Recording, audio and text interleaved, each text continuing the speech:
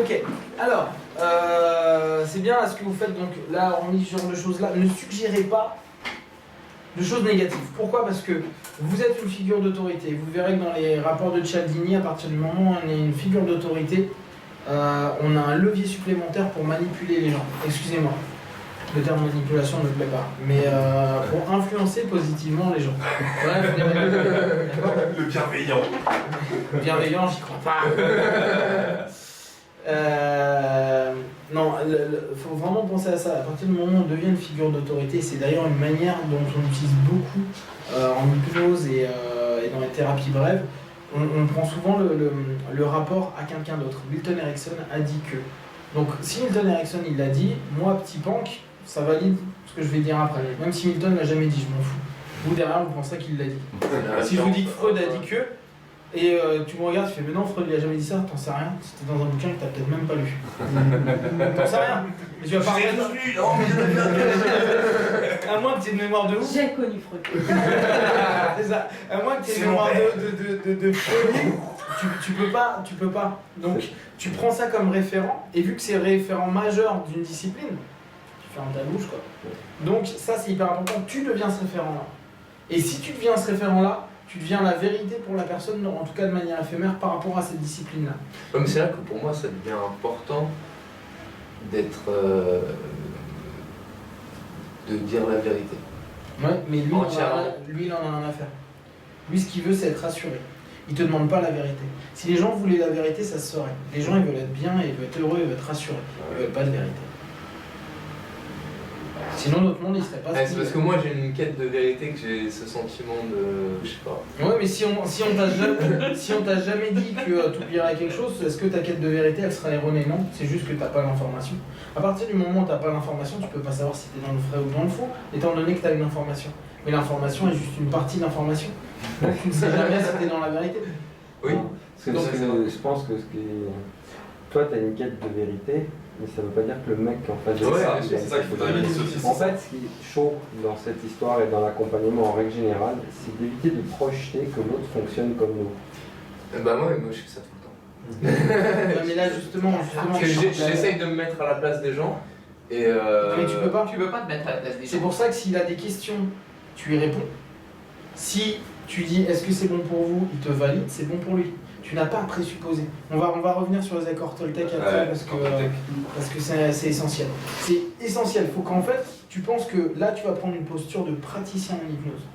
Donc, une posture, j'aime pas ce terme-là, mais thérapeute. À partir du moment où tu es dans cette posture-là, il ne faut pas que tu penses dans ta carte du monde, il faut que tu t'adaptes à celle de l'autre. Parce que sinon, on va imposer nos vérités. Si on impose nos vérités, on a tort. On n'a pas à imposer nos vérités aux gens. Mais quelque part, si quelqu'un vient nous voir en disant que l'hypnose c'est de la manipulation, que c'est néfaste, on va essayer de... Mais il a raison, oui. Moi, qu'un gars qui me dit ça, je lui dis t'as raison. Effectivement, je vais manipuler ton esprit. Oui, mais quelque part, tu vas l'orienter vers d'autres notions de l'hypnose, derrière. Donc, Mais c'est une manipulation. Ouais, tu es bien d'accord que n'importe quel rapport, surtout avec l'hypnose, c'est une manipulation. Étant donné que c'est une reprogrammation potentielle de croyances et de perceptions que tu as. Donc oui, non, tu es en train de reprogrammer. Oui, non, mais si tu manipules, tu modifies sa carte du monde. Ouais, mais c'est ce qu'il est venu te demander. Et tu le fais avec son aide. T'es pas en train de créer un programme à sa place, t'es en train de co-créer un programme avec lui. En gros, c'est pas moi qui est en train de dire le programme qu'il faut que tu mettes, c'est ça. C'est je suis à côté de toi, t'as ton PC, tu me dis ok, où est-ce que t'as envie d'aller? Ok, t'as envie de faire ça? Ok, si on fait ça, est-ce que tu veux qu'on gère ça? Est-ce que tu veux quoi? Tu veux tel design, tel truc, tel machin? C'est toi. Est-ce que c'est bon? Comment tu te sens? Je me sens bien, etc. Et tu co-crées avec ton partenaire. C'est pour ça que c'est un travail d'équipe. Tu n'es pas tout seul. Et tu ne dois pas penser que tu es tout seul. Si tu penses que tu es la personne qui va l'aider, tu as tort. La personne qui va l'aider, c'est lui-même. Toi, tu vas juste l'assister. Donner des outils. Tu vas lui proposer, tu vas lui mettre des coups de pied au derrière s'il le faut, tu vas le tirer s'il le faut, tu vas l'écouter, tu vas être avec lui. Et dans un premier temps, c'est arriver à déterminer sa croyance, pas le contredire. Et c'est ça. Le mec qui dit que c'est de la manipulation, pour lui c'est ça, donc tu lui dis d'accord. Sauf qu'après tu nuances derrière. C'est ça. Tu recadres. Tu recadres. Bien sûr que c'est. Bon, moi, quelqu'un qui me dit mais tu vas me manipuler, bien sûr. Bien sûr que je vais te manipuler. Tu viens ici pourquoi? Qu'est-ce que tu viens faire avec de l'hypnose? Bah, tu viens pour qu'on travaille sur des croyances et une manière de fonctionner et manipuler pour que aujourd'hui tu te sens bien. On va faire des travaux à deux, manipuler quoi. On va manipuler l'outil de ton subconscient, l'outil de tes souvenirs, l'outil de tes perceptions pour en faire quelque chose. On est une team. C'est pas, faut vraiment pas se mettre en tout puissant. On sait rien du tout.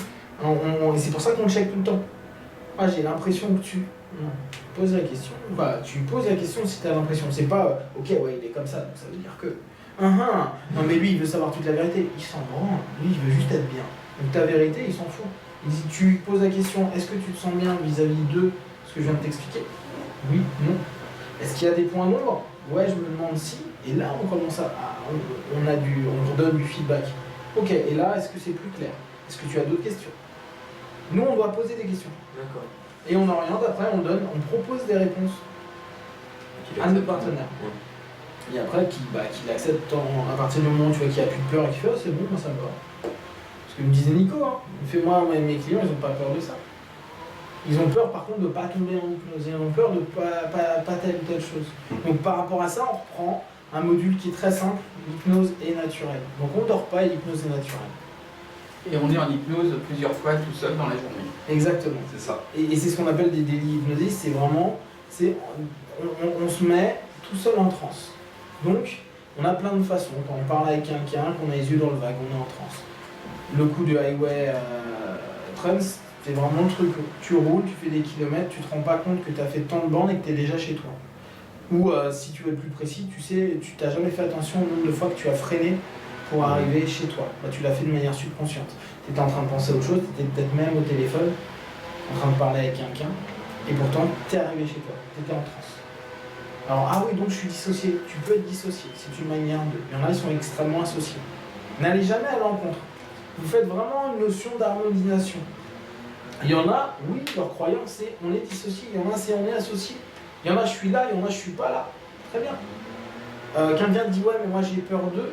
Mamet, tout à l'heure, tu étais un peu sur. Il y avait un discours un peu sur du négatif. Zappe le négatif. Tu dis simplement, si elle te dit oui, mais moi j'ai un peu peur d'eux, vous ouvrirez les yeux, ça sera parfait. Toi, tu l'orientes. Ça veut pas dire que tu seras pas en transe. Vu qu'elle ne sait même pas. Alors pensez à un truc. Les gens ne savent pas ce qu'est l'hypnose. Ils ne savent pas. Vous aurez beau l'expliquer 10 ans, faire un pré-talk de folie, ils ne savent pas ce qu'est l'hypnose. Et avant même que vous vous rendiez compte de ce qu'est l'hypnose, moi c'était un des trucs qui m'avait marqué, sur des formations, les gars ils ont fait 3 semaines de formation, ils étaient toujours pas capables de savoir s'ils tombaient en transe ou pas. Ça laisse vachement, alors que les mecs ont travaillé ça pendant 3 semaines, donc ça laisse à cogiter. Donc vous pensez que votre patient, il sait ou il reconnaîtra ce qu'est une transe ou pas? Il n'en sait rien du tout. Il n'est pas capable de le savoir, il n'est pas programmé pour repérer quelque chose qui est naturel. Est-ce que tu te poses la question que tu es en train de respirer maintenant? C'est naturel. C'est parce que je viens de te faire conscientiser que tu respires, que tu dis bah ouais je respire et j'inspire, j'expire. Génial. Sauf qu'une transe c'est exactement la même chose. Va expliquer à quelqu'un qu'il est en transe. Quand tu le sais c'est bon, mais avant que je t'ai expliqué que bah ouais mais là t'as ton cœur qui est en train de battre et qu'il y a ci et qu'il y a ça. Si t'as aucune connaissance, prends conscience que tu es en train de respirer, que l'oxygène est en train de passer dans tes veines. Comment tu vas faire?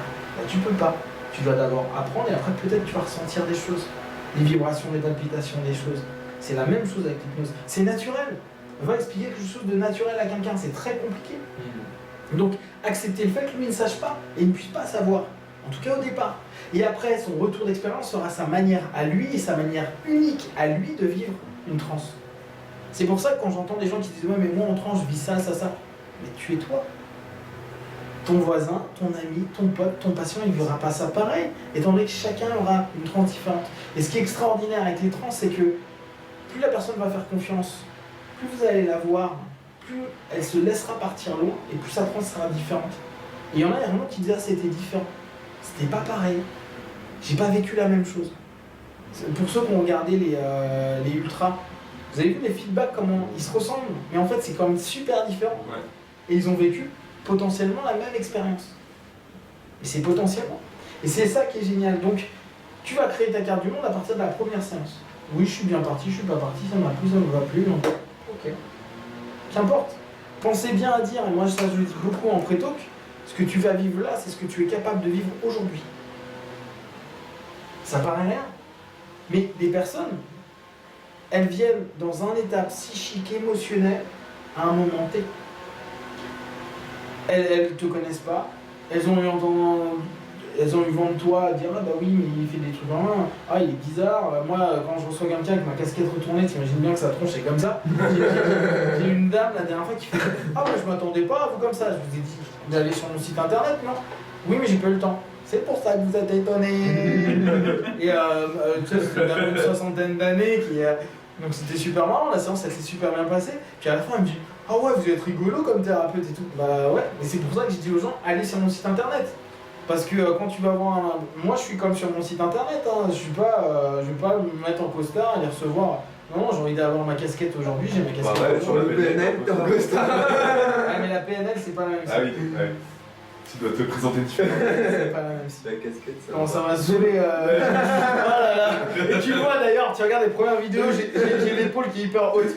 Genre putain ça fait chier. L'épaule droite. Donc, il y a vraiment ça. N'oubliez pas qu'ils savent pas ce que c'est. Donc, vous lui proposez, et s'il dit, ouais, mais c'est quoi l'état d'hypnose?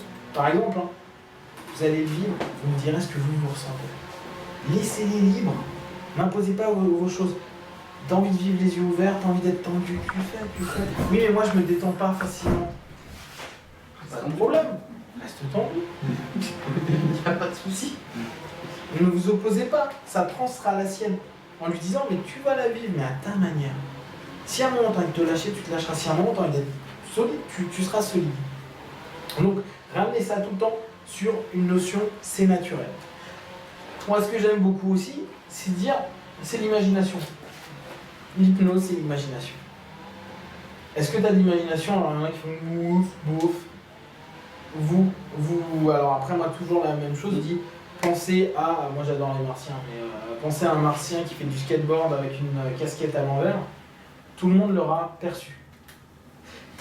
Et là, c'est important pour moi, dans le sens où, quand je dis ça, il y en a qui vont le voir, il y en a qui vont conceptualiser, il y en a qui vont percevoir d'une certaine manière. Moi, par exemple, quand je dis ça, j'ai 0 image. C'est un son pour moi. Sérieux? J'ai 0 image. Avec ce que tu dis, ouais, j'ai 0 image. Machin et tout ça, c'est un son. Ouais, c'est un concept en fait. Donc, ne dites pas à quelqu'un vous allez visualiser ou voir quelque chose. Les gens ne peuvent rien voir. Ça n'a pas d'importance. Et ça, c'est important quand vous posez la question d'imagination. J'ai pas d'imagination. Les gens ont beaucoup l'impression de se dire ouais, mais j'ai pas d'imagination parce que je ne vois pas les choses. Ça n'a pas d'importance. J'ai des gens, ils sortent de séance, ils me disent Ponk, j'ai rien vu de ce que tu m'as dit. Je m'en fous. Quand je te dis pense à un soleil, n'importe qui va le conceptualiser. Va le voir, va le truc. Bah, c'est la même chose. C'est comme faire des séances par exemple qui durent très longtemps. Ça ne sert à rien. Ouais, ça sert à rien. Vous verrez, c'est très important. Mais dans l'absolu, le subconscient il répond automatiquement à nos suggestions. Si je vous dis pensez à une planche de surf, pensez à un kebab, pensez à dormir, pensez à voler, pensez à être bien, respirez profondément, soyez heureux, la vie est belle, etc. Automatiquement vous avez des choses qui vous viennent en tête. Et ça dure une demi-seconde. Ça va encore plus vite. Ça, j'ai envie d'un kebab. Les gars, il y en a un qui jeûne. Pensez aux jeunes, voilà. Et tu te rends compte que ça vient tout de suite. Or, on veut absolument qu'une séance ou autre, ça dure longtemps. Sauf que ton subconscient, il met pas 10 ans à répondre à la suggestion que tu lui as proposée. Mais on aime tellement dire oui, mais non, faut couper les pertailles, c'est très bien. Hein. Mais moi, il y a des moments, je fais des séances en 10 minutes, pré-talk, et ramener la personne en entier. Tu t'y fais pour en entier. J'avoue qu'il ressort un peu comme ça. Mais c'est combien de temps? mais en fait, non, mais c'est quand tu poses la question est-ce que votre problème, vous pensez-y, etc. Tu check, hein, tu vois qu'il n'y a plus le problème. Ouais. Y a pas, le subconscient, il va super vite. Moi, je reprends un principe tout bête, une pathologie, tu peux la développer en 1 seconde. T'as vu quelque chose qui t'a fait peur, tu vas commencer à avoir cette peur. Donc pourquoi tu devrais mettre 26 000 ans pour... Alors après, c'est pas en accord avec plein d'autres types de psychologie où ils disent ouais mais non, il faut un certain temps pour désamorcer, etc. etc. En TCC, ils sont très oui, mais parce petit à que petit si par on exemple. doit faire avec les résistances et ça peut justement... Ça peut mettre un peu plus de temps. Mais si tu prends des raccourcis, c'est sûr que c'est... Oui. Mais le feedback est le même. Hein. Voilà, en tout cas, le feedback sur le long terme, parce que moi, c'est ce qui m'intéresse. Moi, je vois des patients assez régulièrement, maintenant, depuis 2 ans à un endroit, et je vois les gars sur les pathos qu'on a pu germer parfois, mais je te dis, en 20 minutes, une demi-heure à tout casser, c'est jamais revenu. Et en 2 ans de temps, il n'y a plus de compensation, c'est-à-dire que le truc est complètement... Donc, la notion de temps, et ça, je reviendrai dessus dans le cœur de science, n'a pas d'importance. Pensez juste simplement à ça. Que d'entrée, mettez-vous ça en tête. On essaye vraiment, dans le monde de l'hypnose, il y a vraiment un truc genre Steve J. Jones, donc qui est un mec qui fait énormément de marketing et qui envoie plein de trucs, il fait des formations en ligne, parfois bien, parfois très mauvaises. Donc il y a un peu de tout, mais il vend ça pas cher, donc t'achètes, tu regardes ce qu'il fait. Lui, son truc, il dit vous vendez votre temps aux gens. Donc il faut que ça dure longtemps. Moi, je vends pas du temps aux gens, je vends un résultat. Mais après, chacun a son truc. Lui, il a vraiment cette idée-là. Hein. C'est votre séance, la première séance doit être une séance de présentation de votre truc. Première séance. C'est un peu le mec. Hein? C'est un peu. C'est ouais. Mais je pense pas que. Donc, t'as vraiment cette notion-là. Pensez, moi, dans la notion que j'aimerais que vous gardiez en tête, il n'y a pas de temps. Il y a des choses qui peuvent durer sur 20 séances, il y en a qui peuvent passer en 10 minutes. Ça n'a pas d'importance. Là encore, on ne sait pas comment la personne va vivre et réagir par rapport aux choses. Donc il faut l'accepter, l'écouter, vivre les feedbacks. D'accord? Donc pensez bien, expliquez donc que l'imaginaire est là, l'imaginaire est présent, et que l'imaginaire va être la clé pour entrer en transe. Et donc moi très souvent les gens ils me disent oui mais donc l'hypnose c'est comme la méthode Coué. Utilisez Coué, hein. Coué c'est vraiment un super levier. Les gens ils ont plus ou moins de trucs, ils disent ah c'est que la méthode Coué. Oui mais c'est de la suggestion. Or la méthode Coué, et tu reprends ce que Coué avait prouvé à l'époque, hein, sur un effet placebo ou un effet nocebo, etc., où il a réussi à aider des gens qui avaient des cancers simplement en répétant la phrase tous les jours de tout point de vue, je vais de mieux en mieux. C'est quand même énorme. Donc, moi je donne ces notions-là qui sont, pour les personnes, des choses qui sont concrètes. Tout le monde connaît l'effet placebo, tout le monde connaît Coué. Et à partir de là, vous êtes en train d'ancrer quelque chose de sérieux. De sérieux, hein, parce que mine de rien, l'effet placebo, ça fait style, waouh, moi je suis... T'inquiète, étudie les sciences, quoi. Donc, pensez-y, d'accord? Ce qui fait que petit à petit, vous allez avoir, en peu d'arguments, en moins de 5 minutes, hein, vous pourrez facilement dire à une personne, à répondre à la majorité de ses objections, à l'orienter vers quelque chose, ok, pense, imagine. Si je te fais imaginer n'importe quoi, tu commences déjà à rentrer en transe. Ah bon, mais oui, mais tu pourras réfléchir à côté. Je te déconnecte pas, je te reconnecte à toi. Les gens qui vont dire ah mais j'ai plus envie de penser ou. C'est un bon exemple ça, je trouve, le truc de l'imagination. Ouais. L'imagination c'est vraiment chouette. Dire voilà, là justement vous êtes en train de visualiser tel ou tel truc, pourtant vous continuez à Imaginer. Imaginer. Fais gaffe avec le visualiser. Visualiser c'est pour les visuels. Ouais. Or il y en a Parce qui que moi, je visualise pas. je me suis bourré beaucoup là-dessus, hein, parce que je suis une visuelle et visualiser, je visualise rien. Ouais. Donc imaginer. Et le plus intéressant, c'est quand les gens disent ouais mais moi l'hypnose je pense que ça ne marchera pas sur moi. Tu fais ok, je comprends complètement ce que tu me dis. Maintenant tu vas faire ce que je te demande. T'es d'accord? Ok. Maintenant ne pense pas à une voiture, si à ça. Ok, ne pense pas à une voiture qui est en train de rouler à 200 km/h. Ne pense pas qu'elle est en train de se faire flasher. Ne pense pas que là tu es simplement en train de penser à ce que je suis en train de penser, de te dire de penser. Ne pense pas que tu es déjà. Et là tu dis simplement ça. Le mec est en train de faire. Je fais donc, est-ce que tu l'as pas fait? Bah si, tu l'as vu la voiture. Ouais, tu l'as un truc. Ouais, donc l'hypnose marche. Bah pourquoi? Parce que même si tu t'imposes à pas le faire, ton imagination est supérieure à ta volonté. Et là tu peux ressortir à 100% du temps quand l'imagination confronte la volonté perd. C'est toujours l'imagination qui gagne. Et ça c'est super intéressant pour les gens qui disent j'ai de la volonté d'arrêter. Tu fais ah ouais? Et je kiffe. Vas-y mon pote. Avec ta volonté tu iras nulle part. Arrête de penser. Je veux que tu arrêtes de penser. Vas-y. Bonne journée. Je veux que tu arrêtes de te poser des questions. Vas-y. Vas-y.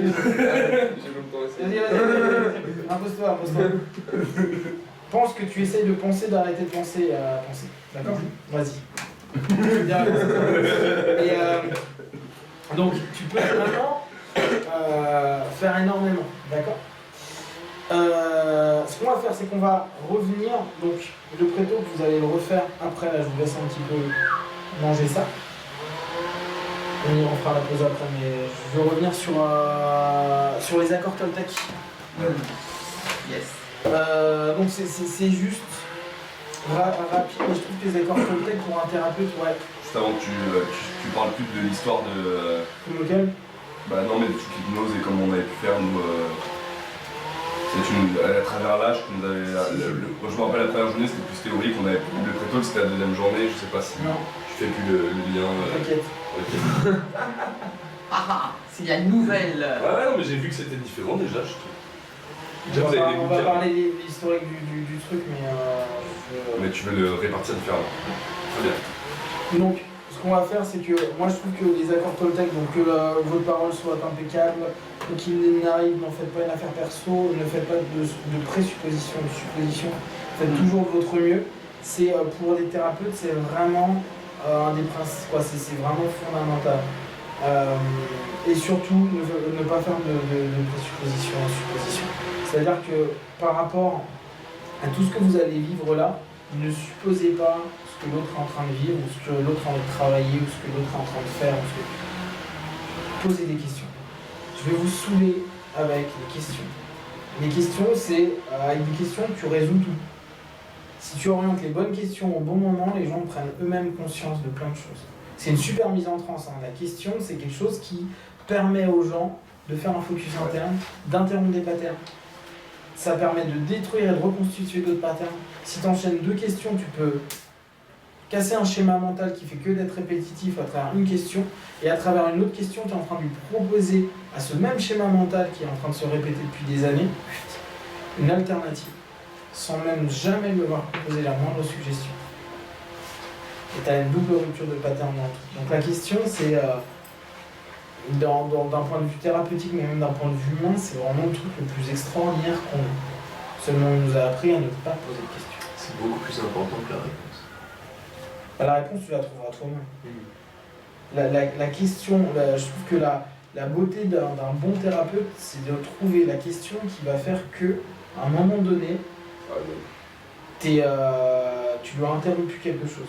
Qu'il a répété, je sais pas, j'en sais rien, je sais pas. Non mais tu sais, je réagis tout le temps comme ça, mais tu sais, et d'un coup, il y a une question où la personne fait. Et tu le sens, ce bug. Et ce bug dans le subconscient, c'est oups, on vient de casser interruption de pattern. On vient de casser quelque chose, on vient de casser un schéma mental. Et si tu reposes une autre question qui est dans le même sens, la personne, pour la première fois, elle va changer sa roue et elle va commencer à aller ailleurs. Et là, c'est vraiment énorme. Mais avant d'arriver à la finesse de ça, il y a du taf. Donc ne présupposez jamais, mais jamais. Là, vous allez faire des exercices, vous allez commencer à parler de différentes problématiques, vous allez poser énormément de questions les uns sur les autres. Ne mettez jamais en avant vos croyances. Et donc là, on revient vraiment sur nos croyances. On ne doit pas les imposer. On a l'impression de connaître. C'est un des trucs dont on avait un peu parlé à Narbonne sur les énéagrammes qui top à ce niveau-là, mais il ne faut pas qu'on rentre dans des notions à présupposer qu'on connaît la manière de fonctionner, même s'il y a des choses qui vont être vachement, comme tu l'as dit tout à l'heure, hein, tu retrouves des choses qui sont tellement communes chez les gens et tu peux tellement... Mais on doit se dire, il est unique, il a son monde, et même ce que nous on estime être tellement vrai, parce que tu dis c'est la 23 millionième fois que je vois un 4 comme ça, un 8 comme ça, un 5 comme ça, tu te dis ouais, ok, mais derrière il est unique, il est humain. Voilà, le 4 là, tranquille. Alors maintenant, de toute façon, On a le même discours. C'est les accords Toltec, c'est première journée, c'est quasiment le premier truc qu'on voit, je crois, dans le module. Et puis l'énéagramme, de toute façon, c'est une combinaison de 3 bases par personne. Tu fais ouais. C'est ça qui est génial. 9, ça fait 9 x 8 x 7 possibilités. Donc déjà, ça fait un nombre de profils de personnalité. qui est extraordinaire. À l'intérieur de chaque, qui est déjà élevé, et à l'intérieur de chacun, on est clairement tous uniques parce que l'histoire de vie de chacun est singulière. C'est ça. Donc, ça c'est net. Comment on intègre notre numéro, désintègre notre numéro, etc. etc. C'est ça qui est extraordinaire. Donc c'est vraiment, mais ça c'est vraiment, j'insiste, mais comme je pense que vous insistez dessus, on ne doit pas présupposer du tout. Et Dieu sait qu'on aime le faire. Moi j'adore ça, sachant que j'ai beaucoup observé, alors je me dis, j'ai une certaine qualité pour me rendre compte des trucs. Ouais, mais ferme ta gueule, t'as une bonne qualité d'eux, et après tu poses tes questions. Il y a quelqu'un qui a travaillé sur les accords Toltec, c'est une française je crois, qui a rajouté dans cet accord-là, si vous ne faites pas de suppositions, et si vous ne pouvez pas vous en empêcher, faites qu'il y ait de doute. C'est joli. C'est Louis qui l'a ajouté. C'est en fait, de temps en temps, il y a aussi certaines personnes qui ne peuvent pas s'empêcher de faire un peu quelques projections, mais dans ces cas-là, se forcer à avoir tous les points de vue possibles. En fait, tu te recadres tellement que finalement, c'est génial. C'est pas mal, ça. C'est génial. Très joli. Il y en a un 6e aussi accord, non? 5e. Soit c'est type, mais soit c'est type de tout. C'est justement ce que tu es en train de. C'est un peu ça, justement, Celle-là, elle est plus sur le fait de douter, de dire le doute, c'est bien d'écouter des maîtres, etc. Mais développe ton propre style et garde ton libre arbitre. Quelque chose plutôt de ce type-là, le sens de cet accord-là. Bon, alors que votre parole soit impeccable. Bon, ça. On s'en fout. C'est bien ce qu'il me semble. Tu sais qu'il y a un truc qui s'appelle Clean Language. Tu connais ça? Ouais. J'ai des petites cartes aussi. Oh là là, je voulais aller le faire. En fait, j'ai lu le programme, j'ai lu le truc, je fais trop de clean pour moi, le Clean Language. Par contre, tu vois, là, on sait que c'était aussi un peu cher. Ils sont super bons sur la question. En fait, ils arrivent à recréer des questions en évitant au maximum de s'impliquer dedans. Tu vois, ils arrivent à créer une neutralité. J'y crois pas, mais l'absolu. L'approche est géniale. Et je me demandais jusqu'à quel point ils arrivaient à le mettre en place. Je pense que je me le ferai l'année prochaine, mais clean language. Donc, ouais, bon, parole impeccable. C'est un intérêt sur éviter de s'auto-suggérer, de se faire des auto-suggestions négatives, parce que la parole impeccable, c'est aussi celle que tu as envers toi. Donc ceux qui ont tendance à l'autocritique, c'est pas ton cas, mais je fais une supposition. Moi je suis impeccable. Tu vois là, tu présupposes. Moi, je suis impeccable. Bah ouais, mais on revient sur le pré-talk. On doit vraiment tendre vers. À ce moment-là, n'oubliez pas la personne, imaginez que c'est une carte vierge et que vous allez faire une œuvre d'art. Que vous allez faire à deux une composition qui est sublime. Et ça, c'est cool. Donc commencez pas à foutre un truc dégueulasse dès le départ, à dire ah mais non mais ça sera pas ça, et ça sera pas ça, ça sera pas. Non, c'est ça, et puis on va aller vers ça, et tu vas voir c'est top. Et dès qu'il y a un blocage, c'est génial. N'oubliez pas, il n'y a rien qui est chiant. Tout est parfait. Un truc en hypnose que vous devez retenir, c'est que tout est normal. Tout se passe normalement. Même s'il y a le pire truc bizarre qui se passe, c'est normal. Le truc est en train de partir en couille, c'est normal. Vous gérez tout le temps. C'est un savoir. Dès que tu sais, c'est bon. Tu gères. Même quand tu parles loin, tu as peur de ne pas revenir. Du tout. Même quand tu te prends pour Dieu. Mais c'est normal. D'accord. Ouais, alors ça, moi je trouve ça dur. Donc il arrive, en fait, jamais une affaire personnelle. Je trouve très. Moi je trouve ça très dur. J'aime bien prendre ça de manière personnelle. Donc si vous y arrivez, bah, vous êtes bon, et je kiffe. Et faites toujours de votre mieux, ça c'est super. Donc là, pendant tout le stage, pensez-y, vraiment. Faites de votre mieux, il n'y a pas de bien, il n'y a pas de mal. Mais vraiment, je suis vraiment sincère dans la notion, vous allez voir quand vous allez faire votre cabinet ouvert. Moi j'estime que tout le monde est différent. Donc on n'a pas... il n'y a pas quelqu'un qui fait une bonne ou une mauvaise séance, hormis s'il y a vraiment un truc dissonant à un moment donné. Mais, de manière générale, même si moi je me dis tiens, c'est bizarre comment il le fait, c'est pas pour autant que je vais me dire que c'est une mauvaise séance. C'est juste je l'aurais pas fait de la même manière. Et vous allez devoir voir la même chose chez votre partenaire. Vous allez vous rendre compte que quand il va faire une séance sur vous, peut-être avec l'expérience, dans 2-3 jours, vous allez vous dire ah bah tiens, j'aurais pas fait comme ça. Ouais, mais c'est déjà nickel. Comme il le fait, c'est parfait. Et il va encore améliorer ça, il va se transformer, et puis il est en train de trouver son style. Et puis après, il y aura des thérapeutes qui vont vous convenir, d'autres qui ne vont pas vous convenir. Et c'est normal. Il faut l'accepter aussi. Pensez une chose, on ne peut pas aider tout le monde. Mais vraiment, on ne peut pas. on va pouvoir à des moments de notre vie aider des personnes différentes. Puis notre énergie va évoluer, va changer. Il y a des gens qu'on ne pourra pas aider parce qu'on n'est pas assez mûr là, parce qu'on n'est pas assez à l'écoute, parce qu'on n'est pas prêt, parce qu'on n'a pas assez travaillé sur nous, parce qu'il y a trop d'écho, parce qu'il y a trop de peur, parce qu'il y a plein de choses. Donc on a plein de faiblesses, on a plein de trucs où on doit taffer. Donc à partir de ce moment-là, on fait de notre mieux avec les gens. Et il faut avoir l'humilité à certains moments, dire non mais moi je vois, je suis un petit peu rentre dedans. Il y a des personnes, je sais qu'elles ont besoin de douceur quand elles viennent me voir. Je sais pas comment elles ont fait pour arriver chez moi. Toujours elles ont passé des pics et tout. Et je fais une séance et à la fin de la séance, je dis voilà, moi je vous oriente vers quelqu'un d'autre. Parce que je la fais plus cool que d'habitude ma séance, parce que je sais que aujourd'hui elle n'est pas prête à ça et moi je suis pas prêt à lui donner autre chose. Donc me rendre compte que moi je peux pas lui donner cette espèce de douceur ou de côté englobant, de la manière dont la personne, j'ai l'impression, puisqu'elle m'a émis comme information, donc je la réoriente, parce que je me dis ça sert à rien, et j'ai pas envie de faire perdre du temps ni d'argent à des gens. Alors on arrivera à quelque chose, mais ça serait pas... Faut penser, on est en train de créer une unité, donc une harmonie. Donc on est en harmonie avec nous-mêmes. Et n'oubliez pas, à nouveau, on a créé conscience, subconscient, cette notion d'unité, mais avec nous, on doit l'avoir aussi. On doit être congruent. Si ça nous fait chier de faire une séance à quelqu'un, on ne la fait pas. Moi, il y a des gens, je leur dis... Discrimination. Mais parce que moi, je ne le sens pas. Parce que moi, je ne le sens pas et que je ne ferai pas une bonne séance, que j'aurai pas de cœur, j'aurai pas de truc. Après, chacun fait à sa manière. Moi, j'ai des gens, je les vois, ils arrivent, ils ont une énergie qui ne me plaît pas. Et je leur dis, non, ça va pas le faire. Une discrimination énergétique. C'est ça. Et en fait, non, c'est parce que je sens que je vais faire un truc pourri. Je vais pas être, ça va pas le faire. Donc je préfère que les gens, ils sont pas dans une dynamique où je vais pouvoir les aider parce que, comme je te dis, c'est un team, c'est un travail de boulot, quoi. Et un travail d'équipe. Donc c'est un boulot à deux. Et si moi je suis pas à 100% derrière, je le sens pas.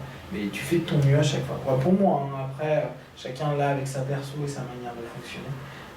Il faut aussi admettre qu'il y a des moments, on n'est pas prêt, on n'est pas encore assez ouvert à tel type de personne ou à tel truc. Et c'est chouette, parce que ça nous permet de bosser sur d'autres choses. D'accord ? Ce qu'on va faire, c'est qu'on va faire une petite pause, boire un café, méditer 2 heures, tout va bien. Tout est parfait. Et après, on va revenir, toujours pour compléter ce principe de préto, qu'on va venir un petit peu sur l'histoire de l'hypnose, un petit peu comment ça fonctionne, les différentes tendances qu'il y a en hypnose. Comme ça, vous pourrez compléter votre préto. Et après, on refera du préto à nouveau avec les éléments que vous avez acquis. D'accord ? Ça va pour tout le monde ? C'est good.